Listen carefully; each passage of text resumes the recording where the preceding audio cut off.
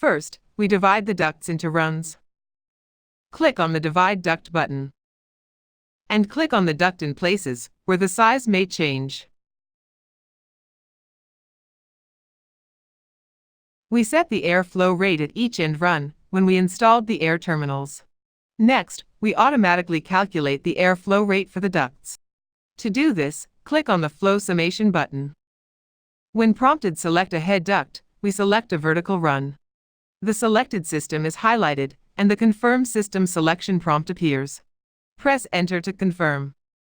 The calculated flow rates are automatically displayed on the leaders. Next, we can start duct sizing.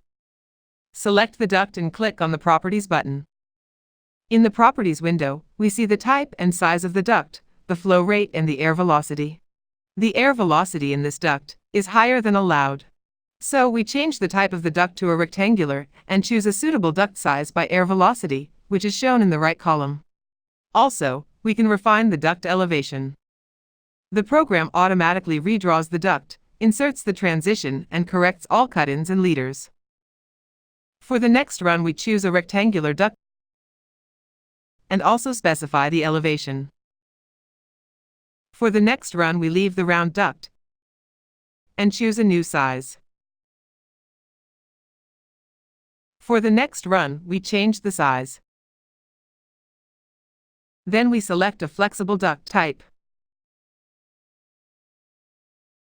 Now we can use the Color Fill tool to check if the duct sizes are correct. Click on the Color Fill button and select Color by Velocity. The ducts are painted in colors according to the air velocity.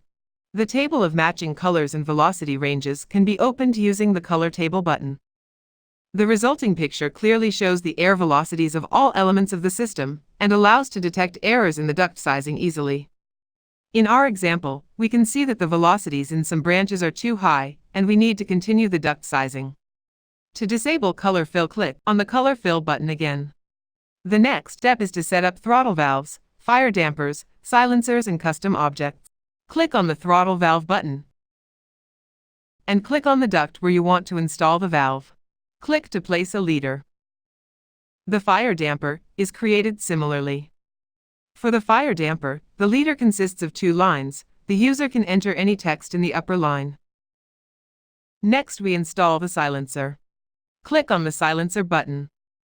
Choose type of the silencer, for example, rectangular. From the list, we choose the required size. Click on the Leader button and create the leader. To draw equipment, for example, a filter, click the Custom Object button. Press Enter. Enter object name. Then we set the dimensions, width, length and height, and resistance. Click on the Leader button and create leader. You can replace the standard block with your own block. To do this, click on the Properties button. Click the Custom Object. Click the Replace Block button. Click the desired block. Click No if you do not need to rotate the block. The block is automatically installed on the plan. If you have a 3D image of the object, you can insert it into the 3D image of the system using standard CAD tools. In places where ducts intersect with each other, or when bypassing beams, you need to insert a swan neck. In our example, let us assume we need to bypass a beam.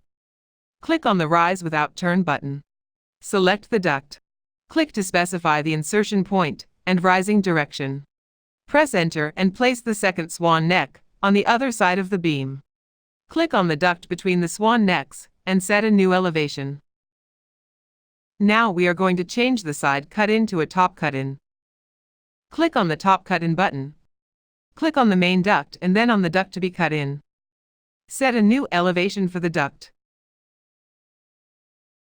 Similarly, we change the cut-in in the next office. Now we can proceed to generating isometric and axonometric diagrams.